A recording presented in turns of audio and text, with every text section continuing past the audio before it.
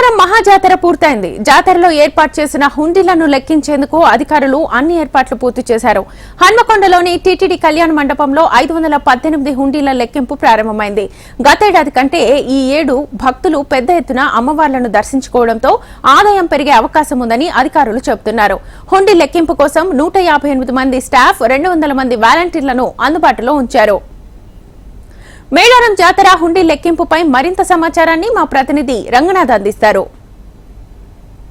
మేడారం మహాజాతర పూర్తయింది. ఈ నెల 21 నుంచి 24 వరకు జాతర పూర్తయిన నేపథ్యంలో జాతరలో హుండీ ఆదాయాన్ని లెక్కించడానికి ఇవాళ టీటీడీ కళ్యాణ మండపంలో ఆ ఏర్పాట్లన్నీ కూడా పూర్తయ్యాయి.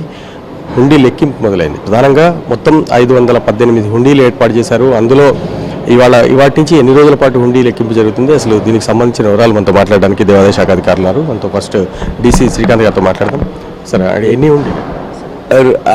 ఈ మేడారం జాతర డిపార్ట్మెంట్ సక్సెస్ఫుల్గా నిర్వహించుకొని హుండీలని మేడారం నుంచి తరలించిన క్రమంలో 518 హుండీలు ఇక్కడికి వచ్చినాయి. దాన్ని భద్రతలో ఉంచి ఈరోజు హుండీ లెక్కింపు స్టార్ట్ చేస్తున్నాము. హుండీ లెక్కింపులు స్టార్ట్ చేయడానికి కొరకు డిపార్ట్మెంట్ నుంచి 158 మంది డిప్యుటేషన్ స్టాఫ్, వాలంటీర్స్ని ఒక 200 మందిని వాలంటీర్ని ప్రొక్యూర్ చేసుకున్నాము. ఆ క్రమంలో ఈ హుండీలు లెక్క పెట్టడానికి దాదాపు 7 రోజుల సమయంలో పూర్తి చేద్దాం అనుకుంటున్నాం. పోయినసారి 10 days అయింది.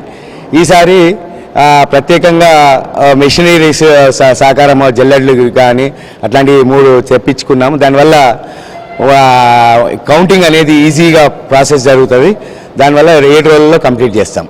ఈవో గారు ఉన్నారు, ఈవో గారితో మాట్లాడదాం. యాక్చువల్గా గత సంవత్సరం కంటే ఈసారి ఆదాయం ఎక్కువ వస్తుందా, హుండీలు ఏమైనా ఎక్కువ?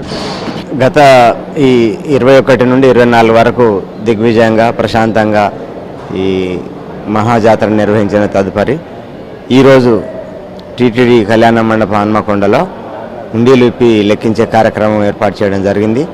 518 హుండీలు ఇప్పటికి వచ్చేసినాయి. ఇంకా కొన్ని హుండీలు కూడా గద్దెలపైకి ఉన్నాయి. ఈ వారంలో అవి కూడా తీసుకొచ్చి లెక్కించడం జరుగుతుంది. పోయినసారి కంటే ఈసారి భక్తులు కూడా అధిక సంఖ్యలో వచ్చారు కనుక హుండీలో ఉండే ఆదాయం కూడా ఎక్కువ సంఖ్య లోపల వస్తుందని భావించినాం. దానికి తగినట్టుగా ఆ ఇప్పే కార్యక్రమానికి మా దేవాదాయ శాఖ సిబ్బంది, తర్వాత మా డిప్యూటీ కమిషనర్ గారు, సూపర్వైజింగ్ ఆఫీసర్ స్పెషల్గా అన్ని పకడ్బందీగా ప్రశాంతంగా నిర్వహించడానికి అన్ని ఏర్పాట్లు చేయడం జరిగింది. ఒకసారి హుండీ లెక్కింపు టైంలో యాక్చువల్గా అందులో కొన్ని నోట్లు అవి చాలా పెద్ద ఎత్తున ఇక్కడ నోట్లన్నీ ఖరాబ్ అయి వస్తాయి. తర్వాత రంగు దాని మీద అంతా కుంకుమ అదంతా పడుతుంది, కొబ్బరి నీళ్ళు ఇదంతా కూడా నోట్లు ఖరాబ్ అయ్యింది. సో దాని విషయంలో ఏం చేస్తారు? మాకు ప్రతిసారి ఈ హుండీ బాక్సులని కొంచెం లోతుగా ఉండడం వలన కొంచెం వాటర్ పడి డ్యామేజ్ జరుగుతుండేది. ఈసారి మా డీసీ గారు ఏం చేశారంటే మాకు హుండీలకు కొంచెం స్పెషల్ డిజైన్ ఏర్పాటు చేశారు. దానివల్ల కొంత డ్యామేజ్ తగ్గే అవకాశం ఉంది.